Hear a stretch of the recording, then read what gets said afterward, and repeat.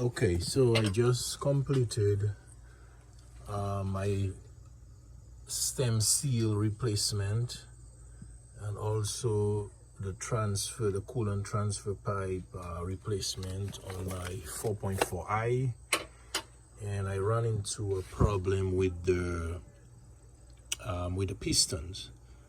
At some point in time, I could only manually crank the engine 180 degrees, and for some reason it felt like it was hitting something hard, and it came to a complete stop. And so I could crank it both ways, but it would only go 180 degrees. And I found out that the problem was not the timing. The timing was not the problem. The problem was that when you do the stem job, or any job you do on the engine where you have to introduce a leak down tester, or even a rope to support the valves, that causes carbon deposit and also rust to dislodge from the piston and the base of the valve. So what happens is the debris accumulates, and because there's such small clearance in these engines, the debris accumulates, and it causes the piston to come in contact with the debris, in turn coming in contact with the base of the valve. Okay, so this is what I use to remedy the problem. This is my so all you do, you take this contraption here, hook it up to your air hose, and you put it in each of the spark plug holes, and you basically just blow it out. So you're basically blowing out you're blowing out the debris, the carbon deposit and the rust. All right, so you go like this, put it in there, and you just blow it out. All right, and then you could see all the debris flying out from the hole of the spark plug. All right, it's a very simple solution for a very big problem, because a lot of people think, well, it's the timing, maybe the timing. Skip, don't mess with your timing until you confirm that the problem is the debris accumulated on top of the piston. So this is my contraption here.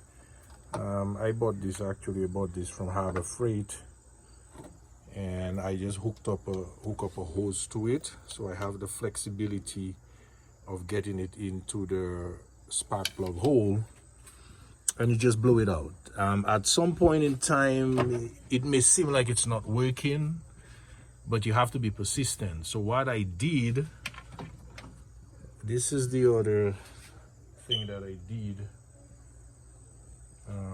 Where's the heck is this thing?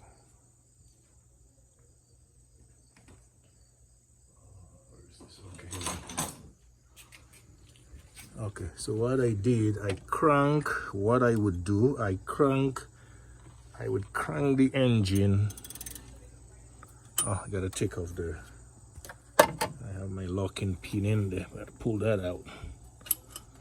Okay, so what I did,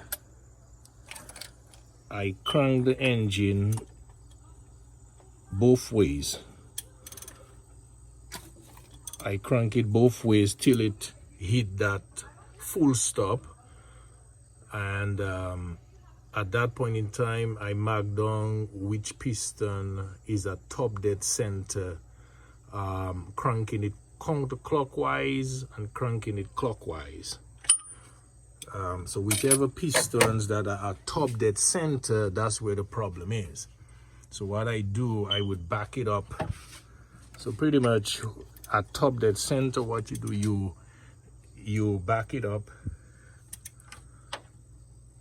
Right, you back it up to a point where it hits top dead center, and then you give it at least I would say about a quarter of a turn to create a space between the piston and the debris, and you consistently keep blowing it out. So that kind of narrows down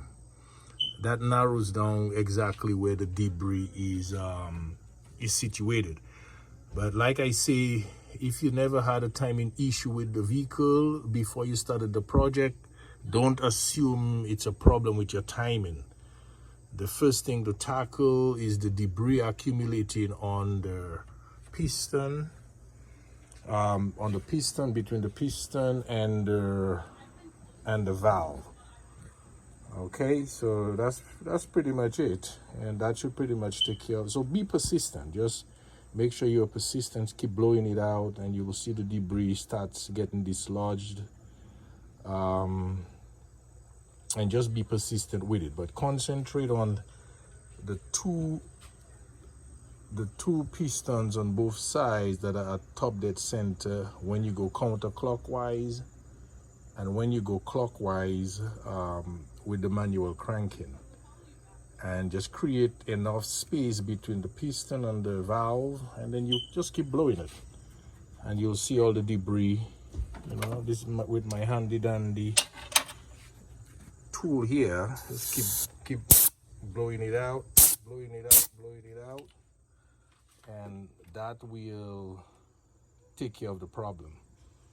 All right, don't mess with your timing unless you want to mess with your timing, unless there's a issue with the timing before you started the project. Don't assume that the timing is all messed up, that it jumped a link.